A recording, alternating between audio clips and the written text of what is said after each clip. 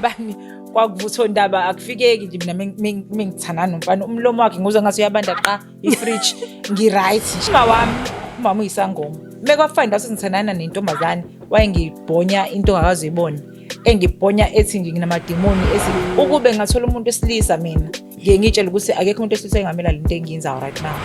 Abantu emphakathini ba-homophobic ngale ndlela exa kusathana. Mina emsebenzini nje kunama-homophobic amaningi. Abanye bayifihlile siyababona thina wathi itabane siyababona ukuthi uyabona lo uyisitabane lesifihlile. Phinde ufunde kodwa if into esiphila ungayithandi iyekele phela. Musu kusibulala, musu expose engayakho towards thina. Yo, I was so emotional. Indlela mfica eyiyona wayeseshayela number 2 emanzi umshiye tavern noma wakhe. Cha imali kwabe eyami imali mina isifiso sami ukuthi ngimnakekele ngendlela njengoma wakhe. Uma nje uze ukhulelwe so later ukwazi uku-abort ukwazi ukwenza njani umntwana umlethela mina.